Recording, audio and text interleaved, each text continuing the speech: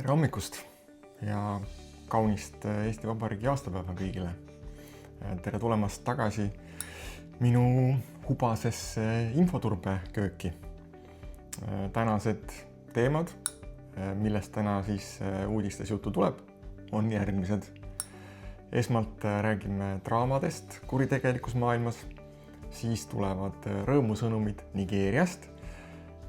Räägime Google'i kalendri turbenõrkusest, ei saa üle ega ümber jälle meie iganädalasest togest. Räägime natuke kergemaid uudiseid Briti armeest ja siis lisaks natukene arenguid juba eelnevalt kajastatud uudiste osas. Jääge meiega. Esmalt siis natukene draamadest küberkuritegevuse maailmas. Usun, et ei ole siin täna enam kedagi, kes poleks kas või poole kõrvaga kuulnud sellisest pahavarast, nagu on lunavara, inglise keeles siis ransomware. Lihtsustatuna tegemist on siis pahavaraga, mis süsteemi istutades või süsteemi tungides, arvutisse pannes siis pahalaste poolt krüpteerib kas siis andmed, failid, andmebaasid, nii-öelda võtab sinu andmed siis pantvangi ja et neid andmeid siis pärast tagasi saada, neid siis lahti krüpteerida, selleks siis nõuavad häkkerid lunavara. Vastasel juhul oled siis andmetest ilma, kui sul just ei ole sobivat ja õiget varukoopiat või kui see kas varukoopia ei ole näiteks siis häkkerite poolt samuti krüpteeritud. Hetkel tegutseb maailmas umbes selline 10–15 suuremat lunavara grupeeringut. See number on üsna sihuke volatiilne, kuna neid grupeeringuid tuleb ja läheb ja laguneb ja pooldub ja mis iganes nendega juhtub. Aga tuntumad neist täna hetkel on näiteks Lockbit, Black Cat, Akira, Medusa ja Black Pasta. Ja ühte neist, just nimelt seda grupeeringut Black Pasta, raputas siis möödunud nädalal suur skandaal, kui arvatavasti grupi insider lekitas grupi sisevestluse logisid kokku umbes 200 000 sõnumit, mis vahetati vahemikus september 2023 kuni september 2024. Ja lekitamise põhjuseks on väidetavalt siis grupi sisemised konfliktid, kuna väidetavalt osad grupi liikmed ei andnud pärast edukat väljapressimist ohvritele nende andmete vabastamiseks vajalikku võtit. Olgugi, et nagu ma ütlesin, see väljapressimine oli edukas nende mõttes, ehk siis ohvrid maksid selle võtme eest. Lisaks, kuna grupp on reeglina sihukesest vene keelt kõnelevast kontingendist koosnev ja arvatavasti seotud ka siis Venemaaga, siis tüli põhjustas ka see, et grupi liikmed, osad ründasid siis teenustõkke ründega või DDoS ründega Venemaa pankasid, tõmmates sellega tähelepanu Venemaa võimuorganite poolt ja reeglina sellised grupid või sellised grupeeringud oma kodumaad ei ründa või kodumaa ettevõtteid ei ründa just nimelt sellel põhjusel, et mitte tõmmata siis kohalike võimuorganite tähelepanu. Mõned Black Pasta tuntumatest ohvritest näiteks on Saksamaa Rheinmetall, Hyundai Euroopa division, siis British Telecom, ABB, näiteks ka Toronto raamatukogu ja Kanada Yellow Pages. Ja siin ongi hea võimalus tegelikult natukene ka avada siis selliste lunavara grupeeringute telgitaguseid, ehk siis kuidas need grupeeringud toimivad. Põhimõtteliselt toimivad nad nagu suured korporatsioonid. Ehk et need ei ole sellised pisikesed keldris asetsevad häkkerite grupid, vaid nad on ikkagi suured organisatsioonid, kes ongi organiseerunud nagu kaasaegsed äriettevõtted. Seal on juhtkond, seal on HR, seal on projektijuhid, kõik tasandid on kenasti kaetud, on tehnilised spetsialistid, kes tegelevad koodi loomisega, on helpdesk, sihuke klassikaline kaasaegne organisatsioon.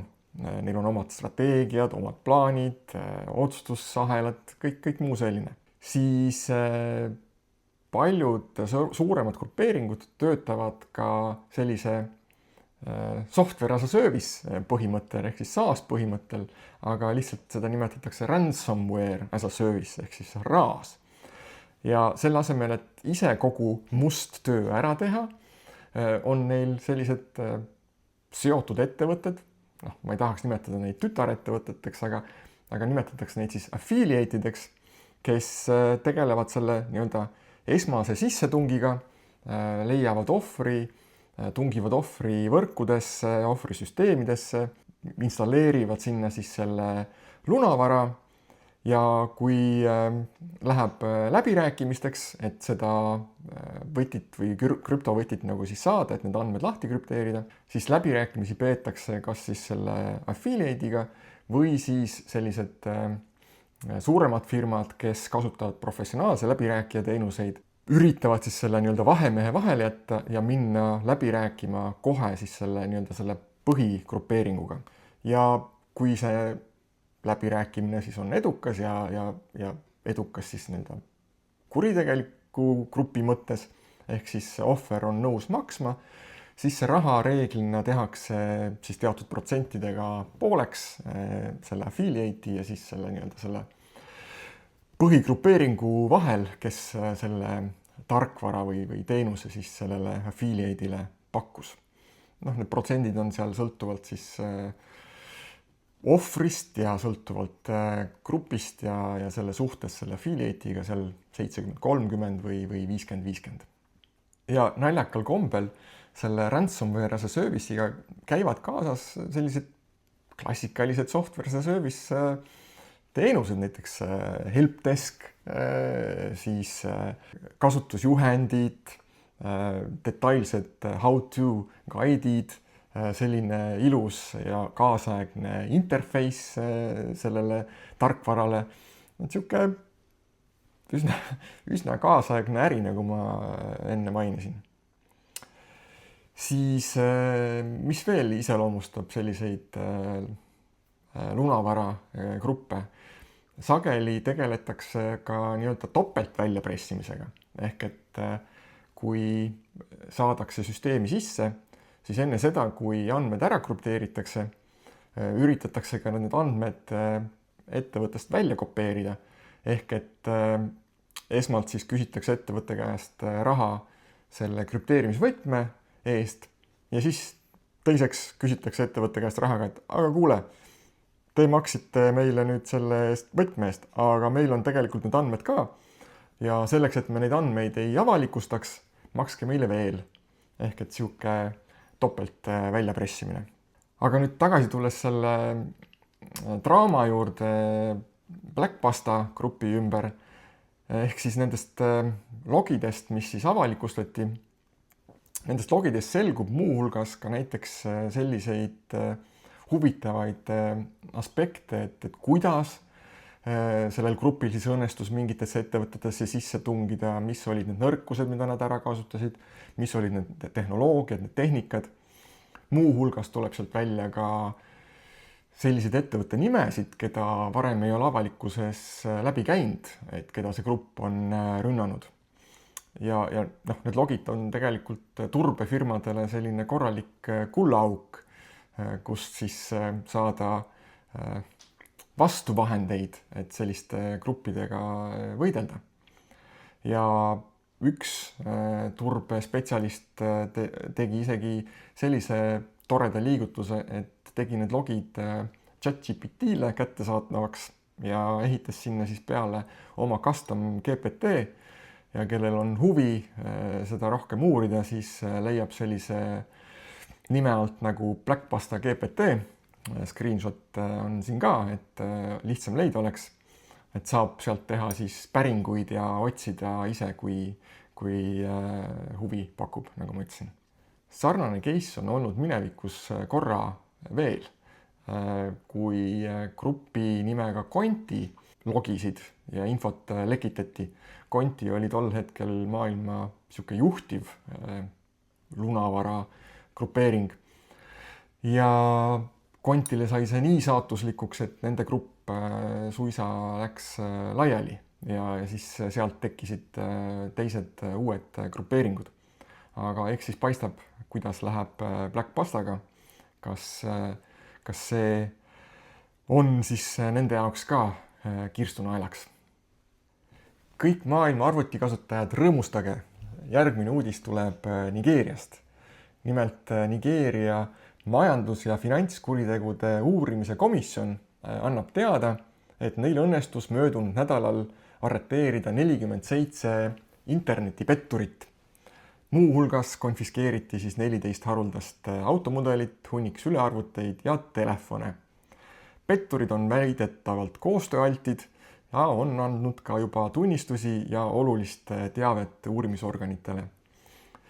Loodetavasti see siis kas või grammikenegi vähendab neid klassikalisi Nigeeria petukirjasid ja petukõnesid.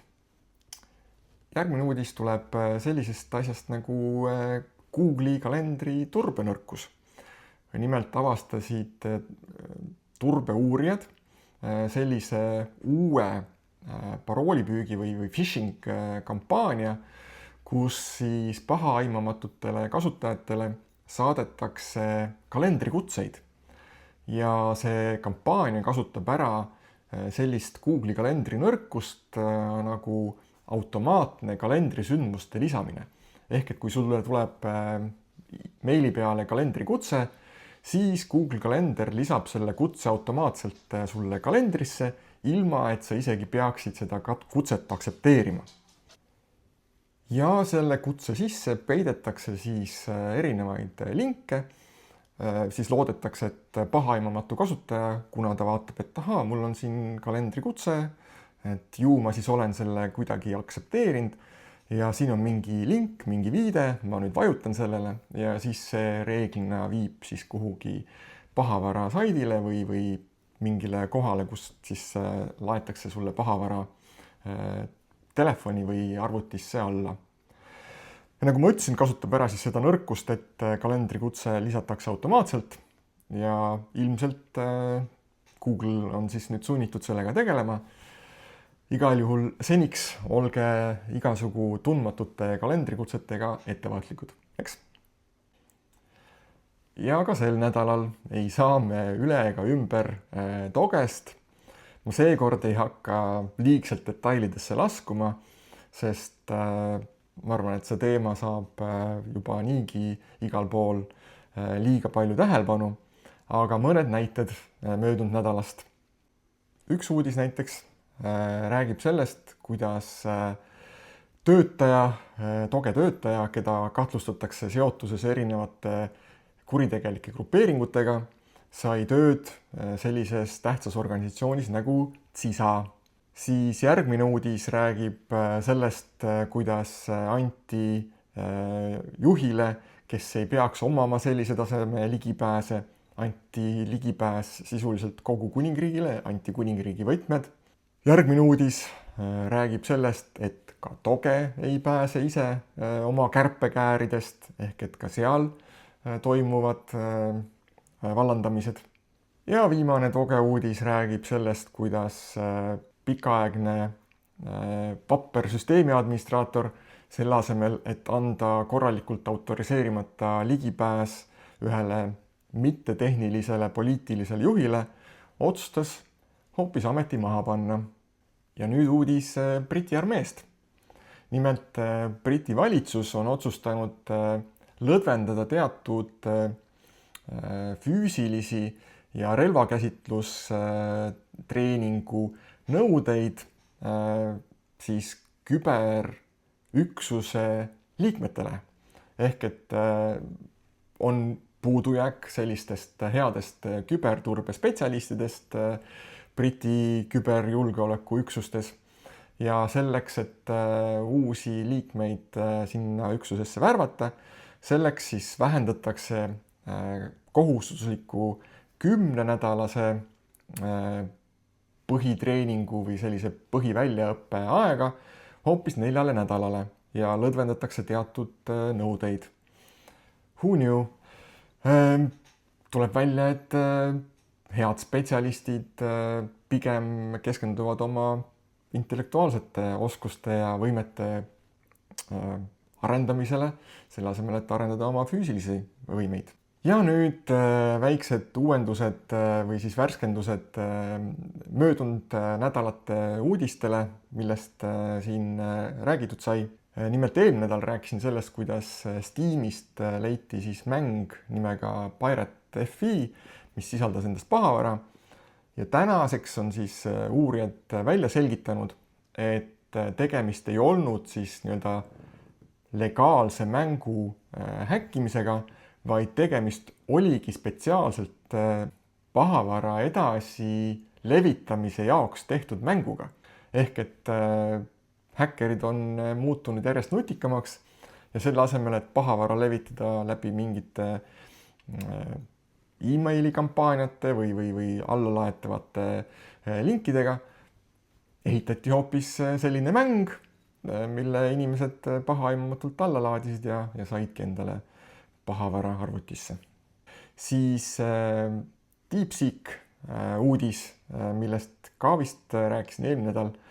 Nimelt tänaseks ongi välja selgitatud, et DeepSeek vahetabki TikTokiga andmeid, ehk siis TikToki omaniku ByteDance'iga toimub andmete rikastamine ja selle siis avastasid Lõuna-Korea uurijad ja pärast seda Lõuna-Korea otsustas, et ka nemad on siis riik, kes piirab täielikult ligipääsu DeepSeekile. Ja viimane uudis, samuti uuendus eelnevalt kajastatud teemale, ehk et Apple otsustaski Inglismaal lõpetada iCloudi varukoopiate krüpteerimise pakkumise Inglismaa või siis UK kodanikele. Et siis vastu tulla nende valitsuse nõudele. Selline oli tänane uudistekajastus. Näeme loodetavasti jälle nädala pärast. Tšau!